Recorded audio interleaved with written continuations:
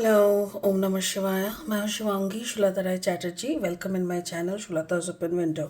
Taurus वृषभ, ये आपका रीडिंग है 16 जनवरी 2023 से लेके 31 जनवरी 2024 तक की एनर्जी के ऊपर दो कार्ड का रीडिंग हो रहा है। ये दो कार्ड के ज़रिए हम देख लेंगे आपका love, relationship and career, finance. ठीक है, तो चलिए टॉरस, ऑलरेडी मैं थोड़ा लेट हूँ आपका ये रीडिंग बनाने में। तो देख लेते हैं जनवरी महीने के सेकेंड हाफ में आपके लिए क्या लेके आ रहा है universe. Then and now, there and now, sorry here and now, मतलब यहीं पे and in the present moment. ये आपका लव लाइफ पे है टॉरस। लव लाइफ पे आपको अभी इसी वक्त जो घट रहा है उसी के ऊपर फोकस करने के लिए स्पिरिट बोल रहा है। करियर फाइनेंस में को क्रिएट, मतलब किसी ऐसे इंसान के साथ आप काम पे जुटे हुए हो या तो फिर पार्टनरशिप कर रहे हो जो आपकी तरह नहीं है, यू नो, कंप्लीटली डिफरेंट। आप अगर लेपर्ड हो तो वो आउल है। मे बी उनके पास बहुत ज्ञान भंडार है, वो पढ़ा लिखा बहुत हो सकता है, बट आप जैसे पर्सनालिटी का वो नहीं है। अगर ऐसे करके को क्रिएट, मतलब को क्रिएशन चलता रहा, लाइक ऐसे ही अगर दोस्ती चलती रही, तो I don't think it will give you a good outcome. ठीक है ना। स्पिरिट का ब्लेसिंग कार्ड है earth connection, be mindful, come back, stay grounded. Actually क्या है ना, ये जो कार्ड है ना, ये हर वक्त ग्राउंडेडनेस के लिए बात करता है। जैसे ज़मीन पे आओ, ज़मीन पे आओ मतलब अपनी औकात पे आओ, लाइक अपना समझ के चलो, तुम्हारा कितना कैपेसिटी है उसके अकॉर्डिंग तुम छलांग मारो, ऐसी बातें करता है। तो हम देख लेंगे आपकी रीडिंग में ये कैसे फिट बैठता है लास्टली। ठीक है, फिलहाल ले लेंगे लेनोर्मन डेक। लेनोर्मन डेक से दो कार्ड रीडिंग को कंटिन्यू करने के लिए। अगर आपका जन्म का राशि वृषभ है या जन्म का लग्न भाव में अगर वृषभ यानी टॉरस का एनर्जी है, सन मून राइजिंग कहीं पे भी, तो आपका ये जो आपका ये जो रीडिंग का एनर्जी है ना, इसमें आपका एनर्जी कुछ ना कुछ आपको मैचिंग ज़रूर मिलेगा। ठीक है, चलिए देख लेते हैं। Fine, Taurus, Taurus, and Taurus. Sickle, sickle, okay. And career finance में the stroke, yes. Fine, अच्छी बात है। और दो कार्ड लेंगे। ठीक है, टॉरस।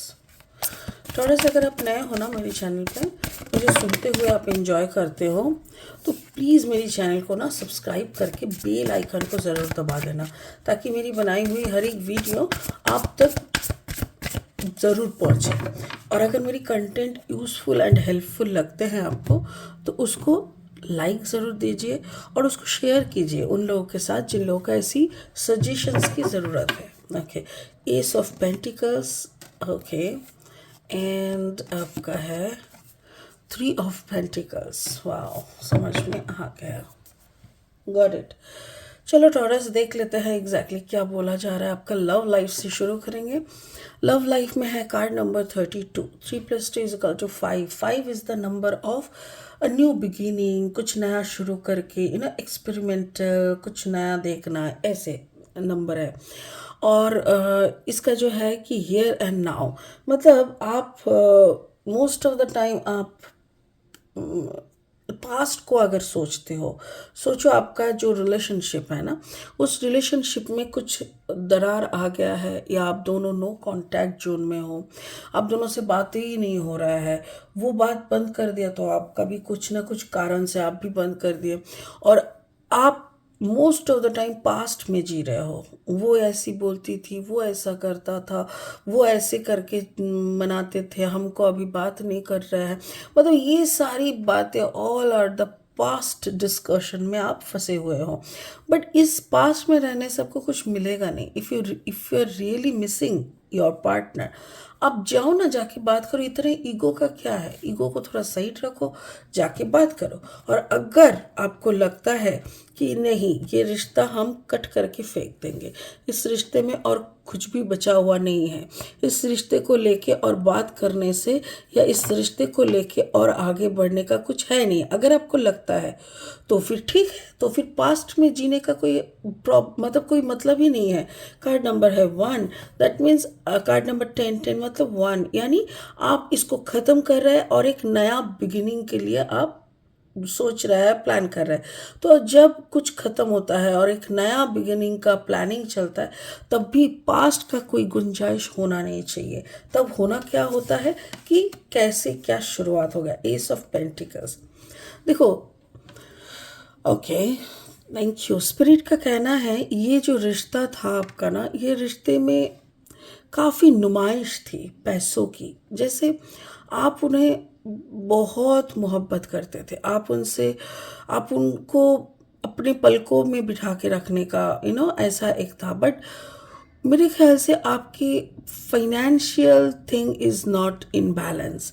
हो सकता है कि आपका जो नौकरी है वो काफ़ी छोटा मोटा कुछ है, या तो आप जो भी कर रहे हो स्टार्टअप है, स्टार्टिंग में है, अभी थोड़ा सा टाइम। एक्चुअली अगर 4-5 साल अगर दम के आप मतलब करियर पे फोकस करोगे या जम के अगर काम करोगे तो automatically you will get your growth. But उसके लिए उनके पास शायद टाइम नहीं थे, मेरे ख्याल से वो पैसे के वजह से या जो भी वजह से हो, but financial is a matter in this case, financial status तो जो भी नुमाइश होता था उसमें शायद आप पार्टिसिपेट नहीं कर पाते थे because of your financial status. तो जो भी था, अभी आप जब इस रिश्ते को कट करके फेंक दिए ना, उसके बाद आपके दिमाग में एक ही बात चल रहा है, अभी अगर कुछ करना है ना, सिर्फ पैसा कमाना है। Now I will concentrate in my career and earning. और कहीं पे भी मुझे ना दिमाग लगाना है ना दिल लगाना है। अगर कहीं पे कुछ भी लगाना है तो वो दिमाग दिल सब मिला के पैसा अर्न करने में लगाना है। तो ये कंक्लूशन में आप आ चुके हो कि इस रिश्ते को और आगे नहीं देना, इसको चांस भी नहीं देना, इसको कट कर देना और एक नया फेज ऑफ लाइफ शुरू करना जिसमें concentration will be on financial thing. ठीक है, आपका करियर फाइनेंस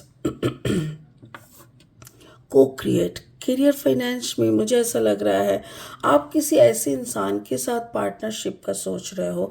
आपको लग रहा है you will get the stability, card number 40 मतलब 4, आपको लग रहा है you will get stability. But ऐसे नहीं होता, मुझे नहीं लग रहा है कि यू विल गेट स्टेबिलिटी, क्योंकि देखो जहाँ पे आपको ऑक्सीजन नहीं मिलेगा वहाँ पे आप जी नहीं पाओगे। पकड़ लो कि ऑक्सीजन मिल रहा है बट बहुत ज़्यादा कंप्रोमाइजिंग के साथ, आपको वहाँ पे शायद बोलने का ही कुछ हक नहीं है। अगर आप बोल भी रहे हो तो सामने वाला हर वक्त आपकी बातों को काट रहा है, जो भी है। तो आप ना कुछ तरीके से आपको ये कॉम्बिनेशन आपको भी नहीं भाएगा कुछ दिनों के बाद। बट मुझे ऐसा लग रहा है कि यू आर थिंकिंग समथिंग, आप कुछ नया इसमें लाने के लिए सोच रहे हो, something new. The stroke, card number 17, 7 + 1 = 8, 8 is the number of abundance. तो एक के बाद एक बहुत ज़्यादा मतलब कनेक्टेड है। तो आप इसको बनाने का सोच रहे हो, आप कुछ ऐसा नया बनाने का सोच रहे हो जहाँ में पैसा भी आएगा, आपका आइडियाज़ भी टेकन फॉर ग्रांटेड नहीं होगा, बल्कि उसको दिमाग से लिया जाएगा, दिल से लिया जाएगा, आपका भी एक सही रहेगा एंड आप इसके साथ जुड़े हुए रह पाएंगे। तो मेरे ख्याल से इस जगह को सही करने के लिए आप शायद किसी और को बुला रहे हो, लाइक नॉट 2 but 3, ऐसा। जैसे 2 इंसान का पार्टनरशिप से अच्छा है कि 3 इंसान का पार्टनरशिप होना चाहिए, क्योंकि 2 में क्या है, आपने बोल दिया हाँ और उसने बोल दिया ना, तो बीच में और कुछ रहा नहीं। बट जब 3 इंसान होते हैं ना, तो किसी एक को लगता है कि नहीं नहीं ये जो हाँ बोल रहा है ना, इसके साथ जाना चाहिए बिकॉज इसकी प्लानिंग दूर तक समझ में आ रहा है। ऐसा एटलीस्ट और एक इंसान रहने से ना, तो बातों में मतलब कन्फ्यूजन क्रिएट नहीं होगा एटलीस्ट। तो ये मुझे ऐसा लग रहा है जहाँ पे आपको आपके सामने दो पार्टनरशिप का बात आया था जो कि आपको काफ़ी इरेलीवेंट या तो फिर काफ़ी डिस्टर्बिंग लग रहा था, आप वहाँ पे 3 पर्सन का कॉम्बिनेशन का प्रपोजल दे रहे हो और मेरे ख्याल से ये एक्सेप्ट हो सकता है बिकॉज उसके बाद ही एक नया शुरुआत हो सकता है, ठीक है ना।